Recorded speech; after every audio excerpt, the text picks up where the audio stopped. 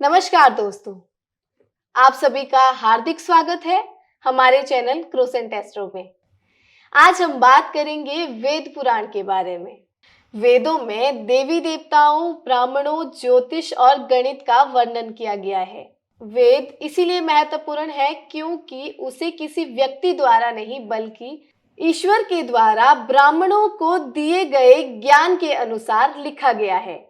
तो आइए इस विषय पर आज हम चर्चा करते हैं डॉक्टर राजवीर शास्त्री जी से। शास्त्री जी, स्वागत है आपका। धन्यवाद। शास्त्री जी, हमारे जीवन में वेदों का क्या महत्व है? सर्वप्रथम तो मैं आपको वेद शब्द की निष्पत्ति अर्थात इसका मूल अर्थ बता दूं। वेद शब्द का अर्थ है ज्ञान। ज्ञान जिसे हम दक्षिण भारत में ज्ञान भी कहते हैं और उत्तर भारत में इसे ज्ञान कहा जाता है।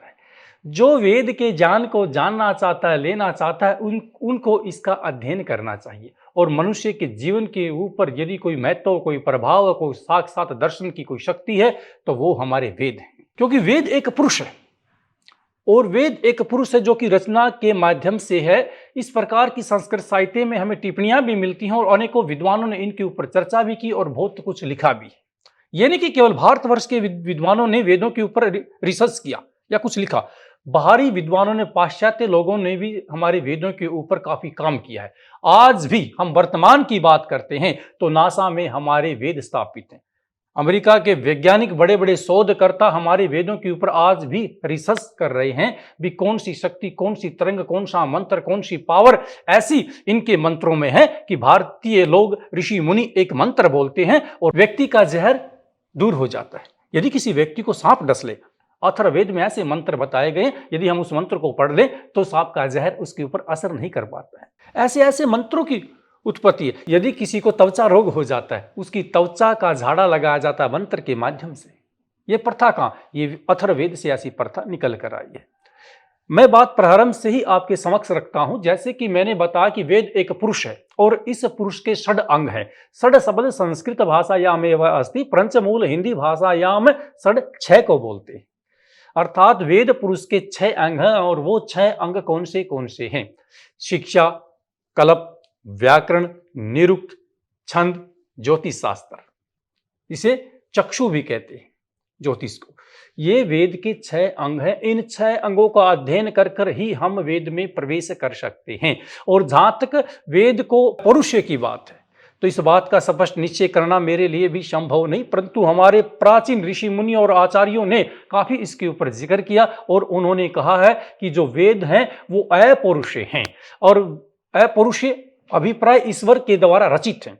ईश्वर ने उन्हें लिखा और भारतीय ऋषि मुनियों ने उनका गहन अध्ययन किया, उनके ऊपर तप किया और वो मंत्रों के दृष्टा बने। जिस ऋषि ने जिस मंत्र का दर्शन किया, दृष्टा किया, व्याख्या की और समाज को, लोक को उसकी शिक्षा अर्पित की, वो मंत्र उसी ऋषि से संबंधित हो गए। जिस प्रकार से यदि हम ऋग्वेद की बात करें, 10,580 मंत्रों की संख्या हमें वहां पर प्राप्त होती है, जिसमें 1000 स्थायी सूक्त हमें वहां पर मिलते हैं। 10 मंडलों का जिक्र वहां पर हुआ है और प्रत्येक सूक्त का एक एक ऋषि अलग अलग प्रकार से।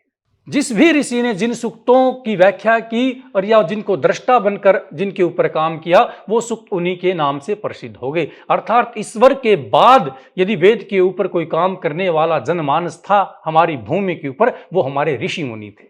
इसी प्रकार हमारे वेद का जो प्रभाव पूर्ण भारतीय संस्कृति के ऊपर देखा जाता है। शास्त्री जी, भारतीय संस्कृति में कितने वेद हैं और हमारे पुराणों की कितनी संख्या है?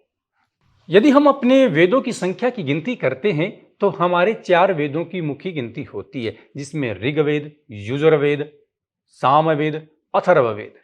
यदि हम पुराणों की संख्या की यदि बात करें, 18 पुराण संस्कृत साहित्य में लिखित हैं, जो कि हमारा प्राचीन इतिहास भी है और उस समय के जीवन दर्शन की रूपरेखा भी हमें दर्शाता है। शास्त्री जी, हमारे 4 वेदों से भिन्न भी एक ग्रंथ को वेदों का नाम दिया गया है, वो 5वां वेद कौन सा है?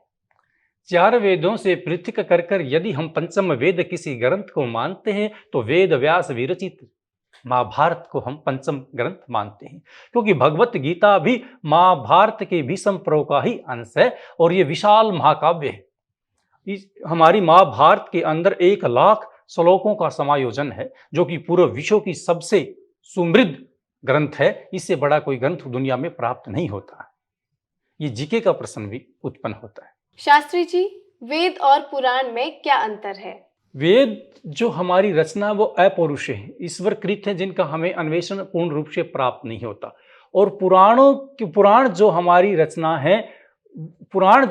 रचना है वो हमारे ब्राह्मण ऋषि मुनियों के साथ उनका संबंध रहता है।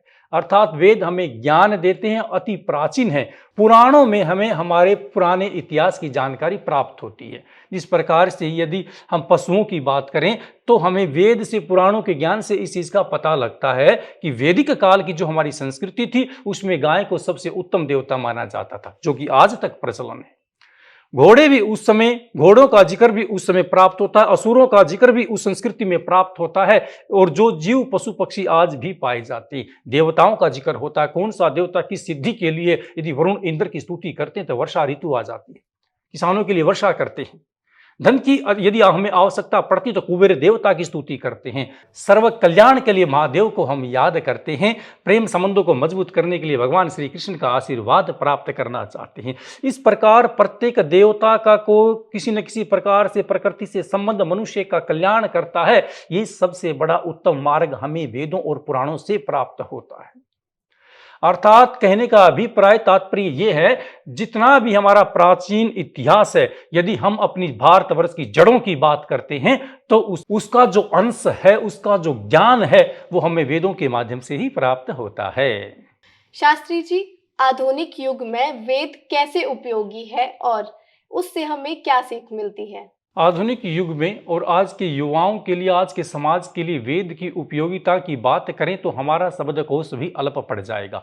मनुष्य के प्रत्येक जीवन और आज की आवश्यक वस्तुओं के लिए वेद का साक्षात संबंध है, जिस बात को आज नासा में बैठे हुए वैज्ञानिक भी भारतवर्ष को नतमस्तक होते हुए प्रणाम करते हैं। वो मानते हैं कि कवि विश्व गुरु रहा है भारतवर्ष। इतने ज्ञान के भंडार हमारे वेद, हमारे आरण्यक ग्रंथ, हमारे उपनिषद, हमारे ब्राह्मण ग्रंथ, हमारी संहिताएं, हमारा एक एक मंत्र, इतने ज्ञान की परंपरा सीढ़ी से भरा हुआ है। यदि हम उसे खोलने लग जाएं तो आज जीवन तक हम उसके माध्यम से पूरे समाज का कल्याण कर सकते हैं। जिस प्रकार से यदि खगोल विद्या की बात करते हैं, ज्योतिष शास्त्र को खोल कर देखिए। अंक गणित की बात करते हैं, जहां शून्य का आविष्कार होता है, जिसका संबंध आर्यभट्ट के साथ जोड़ा गया है, ये देन भारतवर्ष की है। तक्षशिला जैसे यहाँ विश्वविद्यालय चलाए जाते थे, ये उस देश की भूमि है जहां वेदों को पढ़ने के लिए प्रदेश के लोग भी भारतवर्ष की धरती के ऊपर आते थे। इस भूमि की बात है जिसे हम ऋषि मुनियों की धरती कहते हैं। आज भी यदि हम ऋषिकेश आदि धार्मिक स्थलों के ऊपर वाराणसी में जाकर देखते हैं, अनेक गोरे लोग, अंग्रेज लोग अपनी सभ्यता का परित्याग कर भारतीय परिधान में भगवान श्री कृष्ण का भजन करते हैं। हमारे वेदों को सीखना चाहते हैं, संस्कृत भाषा पढ़ने के लिए यहाँ पर आए हैं, अपना सब कुछ निछोवर कर। अर्थात वेद हमें संदेश देते हैं, त्याग का नाम ही तप है, ज्ञान है, शक्ति है और हमें ऊर्जित करता है।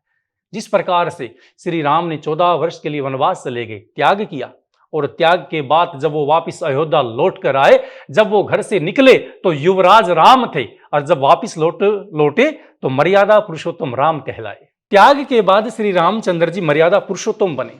और जब सिद्धार्थ ने अपनी पत्नी और अपने पुत्र को छोड़कर रात्रि के समय में घर से निकल गया, और उसकी पत्नी ने जब उनके पास में जाकर पूछा कि प्रभु, मेरे स्वामी, आपको क्या अधिकार था, एक पुत्र मेरी गोद में है और आप मेरी युवा अवस्था में मुझे छोड़कर चले गए।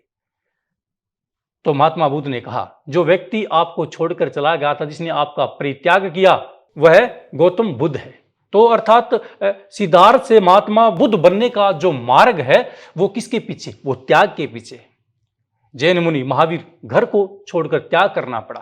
त्याग जब भी होता है तभी हमें उस चीज की प्राप्ति होती है। यदि हम साइंस की बात करें, एक भी ऐसा विषय नहीं आज के विद्यार्थियों को साइंस, मैथ, केमिस्ट्री, यूआईटी या एमटेक आदि क्षेत्रों में पढ़ाया जाता है जिसका संबंध हमारे वेद के साथ नहीं है। प्रत्येक शिक्षा का उदाहरण आज हमारी वैदिक ग्रंथों में मिलता है। यहां तक कि हवाई जहाज को बनाने के संकेत भी हमें हमारे प्राचीन ग्रंथों में प्राप्त होते हैं। इसलिए इन ग्रंथों का मान सम्मान के साथ अध्ययन होना चाहिए और इनका पठन पाठन होना चाहिए, तब ही भारतवर्ष का कल्याण होगा और हमारा प्रत्येक नागरिक आगे बढ़ेगा। पुनः हमारा देश फिर विश्व गुरु बन जाएगा। शास्त्री जी, आज आपने हमें और हमारे दर्शकों को वेद पुराण के बारे में ढेर सारा ज्ञान दिया है, उसके लिए आपका बहुत बहुत धन्यवाद।